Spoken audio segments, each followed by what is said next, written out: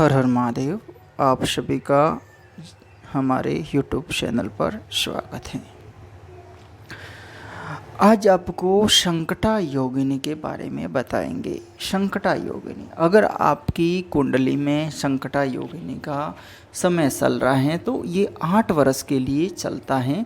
और जितनी भी 8 योगिनियाँ होती हैं उनमें सबसे खतरनाक योगिनी होती है वो संकटा योगिनी होती है।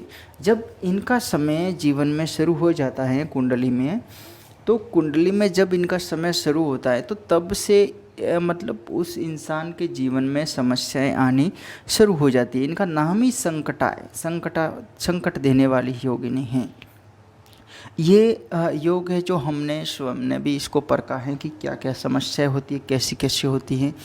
ये इसके बारे में मैंने पहले भी ये शायद वीडियो बनाया हुआ है, आप हमारे चैनल से देख लीजिएगा। उसमें भी मैंने काफ़ी कुछ प्रयोग वगैरह बताए हैं और आपको दोबारा भी बता रहे हैं कि ये बहुत ही खतरनाक होती हैं। संकटा योगिनी हर इंसान की कुंडली में बैठती है। ये होता है कि समय का फेर होता है, किसी को जल्दी होता है, समय लगता है, किसी के कुछ समय बाद में बैठती हैं।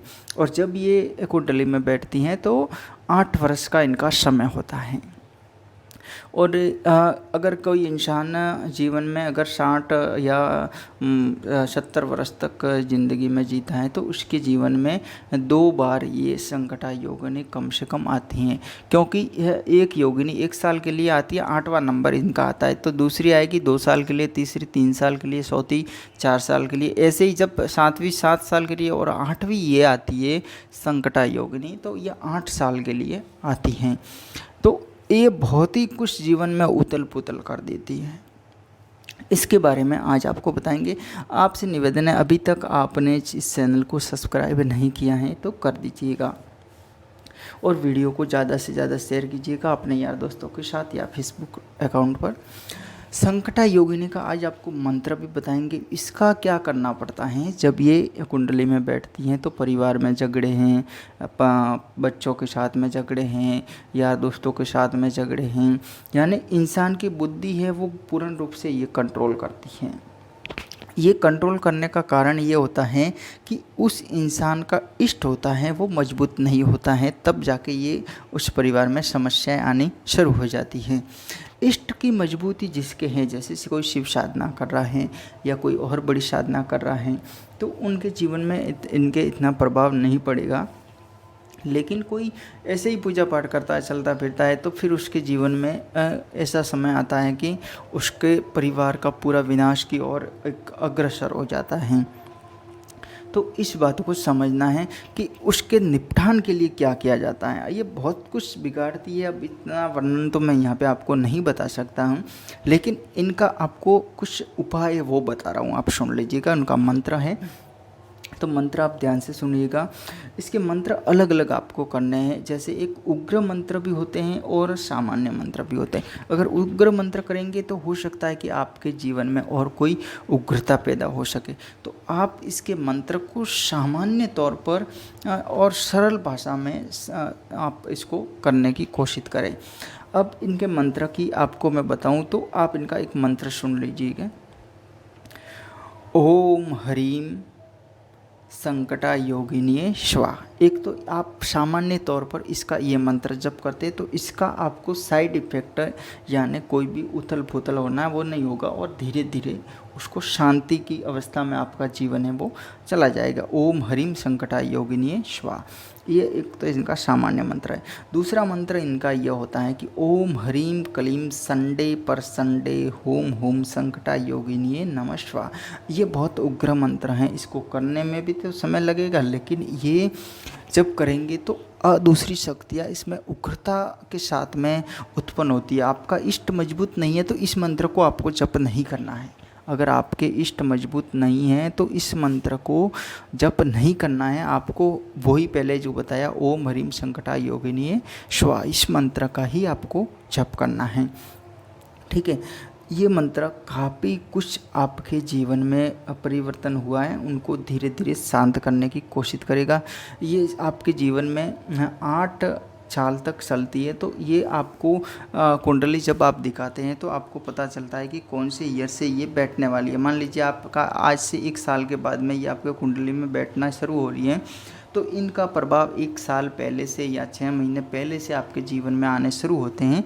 इसलिए इनका जप आप 1 साल पहले से शुरू कर दीजिएगा। रोज़ाना आप 1 माला 5 माला जप कीजिएगा और छोटे मोटे रोज़ाना हवन आप रोज़ाना नहीं तो आप शुक्रवार को, रविवार को, इनके बुधवार को ऐसे हवन कीजिएगा। दिन भी ऐसा लेना है कि उस दिन उग्रता का समय न हो। जैसे आप शनिवार को या मंगलवार को करते हैं तो इसमें क्या है, ये माँ काली की शक्तियाँ होती है तो उग्र रूपों में हो जाती है और जीवन को और तबाह हो जाता है। एक बार ये इतने क्रोधित अवस्था में हो जाता है कि एक तो आपको ये आपके ऊपर इनका प्रभाव है और दूसरा आप इनको ही वश में करने की कोशिश करते हैं मंत्र के जरिए। यानी आप मंत्र जप कर रहे हैं तो आप इनको समझो कि वश में करने की कोशिश कर रहे हैं, तो ये और उग्रता दिखाने की कोशिश करती है। इसलिए दिन का भी आप सामान्य प्रयोग लें कि आप इसमें शनिवार का प्रयोग ना लें और मंगलवार का भी प्रयोग ना लें। आप इनको सात्विक दिन होते हैं जैसे सोमवार है, बुधवार है, शुक्रवार, ऐसे दिनों में आप प्रयोग करें। नहीं तो रविवार को भी आप कर सकते हैं, लेकिन शनि मंगल को इसका प्रयोग ना करें। इनका जप करना है, कुछ नहीं करना, इनका जप करना है। और आपको जितना मिलता है, जो छोटी छोटी लड़कियां होती है ना, छोटी छोटी जो लड़कियां अपने गली मोहल्ले में जहाँ पे होती, तो उनको रोज़ाना कुछ चॉकलेट बांटिएगा, कुछ और कुछ मीठा पदार्थ खिलाइएगा, आप कुछ कुछ ला के उन्हों में बांटते रहें। इसके अलावा आप शिव साधना साथ में करते रहें और हो सके तो गायत्री साधना भी करते रहें। ठीक है, इनके समय में आपको कोई उग्र साधना नहीं करनी है। और आपको इसका जो हवन करते हैं, अगर हवन सामग्री मार्केट से लाते हैं तो उसमें आपको घी मिलाना है, बाकी कुछ नहीं मिलाना है। घी मिलाना और घी का ही दिया जलाना है और उसी से आपको 1 माला होता है तो 1 माला ही जब वो हवन करना है। ऐसे आप हर जैसे शुक्रवार को कर सकते हैं, हर सप्ताह में 1 दिन हवन आपको अवश्य करना है। 1 साल पहले भी बैठ रही है, 1 साल बाद में बैठ रही है तो भी आपको कर रहा है, अगर 2 साल बाद में बैठ रही है तो भी आप कर रहे हैं, तो भी आपके जीवन में बहुत कुछ अच्छा होगा। ये बहुत विशेष प्रयोग मैं आपको बता रहा हूँ, आप इसको ज़रूर करें। नहीं तो आप इंतज़ार में अगर रह गए कि हमारे जीवन में 1 साल के बाद में आएंगी, जब आएंगी तब इनके अनुभव देखेंगे, तब तक तो फिर बहुत कुछ मच जाएगा। फिर आप इनके हवन जप करेंगे तो उनका प्रभाव 6 महीने के बाद में पड़ेगा। उस 6 महीने में तो आपका कुछ बिगड़ जाएगा। उससे बेहतर है कि आप उसको 6 महीने पहले ही कंट्रोल करो, साल भर पहले ही कंट्रोल करो, ताकि ये आपके जब कुंडली में बैठेगी तो आपको कोई खतरा नहीं होगा, आपके ऊपर किसी प्रकार का कोई साइड प्रभाव नहीं पड़ेगा। कोई आपके परिवार में घटना घटित होने वाली है या आपको कोई लड़ाई झगड़ों में उलझाने की कोशिश कर रही है या कुछ न कुछ ऐसा प्रभाव जो दिखाने की होगी ना, ये क्या होती है, कुछ न कुछ मौका देखती है। ये योगिनी एक ऐसे प्रकार की होती है कि कहीं से भी कोई मौका देख के उसमें आपको उलझाने की कोशिश करेंगे और आप उलझते ही जाएंगे, उलझते ही जाएंगे। एक बात आप ध्यान रखिएगा, कोई भी शक्ति होती है उनमें सभी शक्तियाँ ऐसी नहीं होती हैं कि वो आपके जीवन में, चाहे वो देवी है, देवता है, कुछ भी है, वो गारंटी नहीं है कि वो देवता है या देवी है तो आपके जीवन में अच्छा करेंगी। वो कुछ भी कर सकती है, बुरा भी कर सकती है। आपने कहीं सुना होगा कि ये आपके कुल के देवता हैं, आपके ऐसे ऐसे हो रहा है, आपने उनको मनाया नहीं, वो नहीं किया, तो ये क्या होता है, वो भी तो देवता ही थे लेकिन कर दिया इन्होंने। क्यों कर दिया? क्योंकि उनके भी कुछ चाहिए था इसलिए कर दिया। तो ये योगिनियाँ कुछ न कुछ बिगाड़ती ही है, आप इस बात को समझना है और इसको करना है। आप कीजिएगा, ये एक छोटा सा प्रयोग है, आप ज़्यादा नहीं कीजिएगा, ये ज़रूर कीजिएगा। जब कीजिएगा तब कीजिएगा और कुछ लड़कियों में, छोटी छोटी लड़कियां हैं, बच्चियां हैं, उनमें ज़रूर बांटिएगा। तो ये प्रयोग करेंगे तो आपके जीवन में शांति हो जाएंगी। नहीं तो ये जब भी बैठेगी तब आपके जीवन में आग लगनी शुरू हो जाती हैं। आप इस बात को समझिएगा, ठीक है। आपको वीडियो अच्छा लगे लाइक, शेयर और चैनल को सब्सक्राइब ज़रूर कीजिएगा। हर हर महादेव, जय श्री महाकाल।